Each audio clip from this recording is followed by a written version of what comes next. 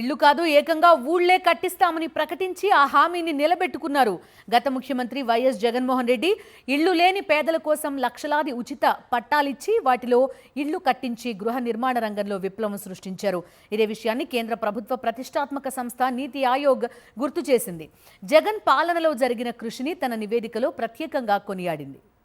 పాదయాత్రలో ఇచ్చిన హామీలను మేనిఫెస్టోలో పెట్టి పద్ధతి ప్రకారం అమలు చేశారు గత ముఖ్యమంత్రి వైఎస్ జగన్మోహన్ రెడ్డి. నవరత్నాలు పేదలందరికీ ఇళ్ల పథకం కింద రాష్ట్ర వ్యాప్తంగా లక్షలాది పేద కుటుంబాల సొంతింటి కల నెరవేర్చారు. గతంలో ఎన్నడూ లేని విధంగా వైఎస్ జగన్మోహన్ రెడ్డి సర్కార్ చేపట్టిన గృహ నిర్మాణ యజ్ఞం ద్వారా 30 లక్షలకు పైగా కుటుంబాలకు ఇల్లు నిర్మించాలనే సంకల్పంతో అడుగులు పడ్డాయి.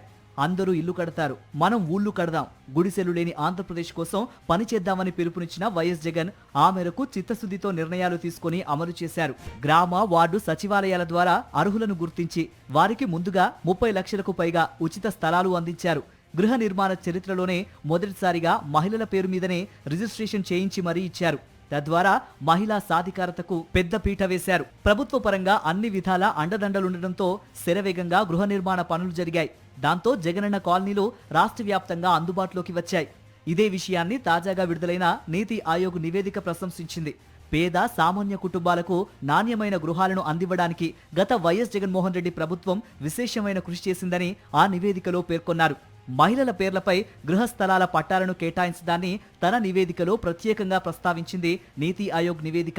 పట్టణ జనాభా పెరుగుతుండటంతో అందుకు అనుగుణంగా తక్కువ ఖర్చుతో గృహ నిర్మాణాలను ప్రోత్సహించాల్సిన అవసరంపై నీతి ఆయోగ్ ఒక నివేదిక విడుదల చేసింది. ఇందులో గత వైఎస్ జగన్ ప్రభుత్వంలో జరిగిన కృషిని పేర్కొని ప్రత్యేకంగా ప్రశంసించారు.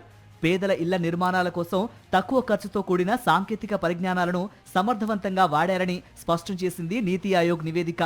గత వైఎస్ఆర్సీపీ ప్రభుత్వం ఎక్కడా రాజీ పడకుండా పేదల ఇంటి జాగాల కోసం వేల కోట్ల రూపాయల వ్యయంతో వేల ఎకరాలు సేకరించడమే కాకుండా 31.19 లక్షల ఇళ్ల స్థలాలను మహిళల పేరు మీద రిజిస్ట్రేషన్ చేసి ఇచ్చిన సంగతి తెలిసిందే.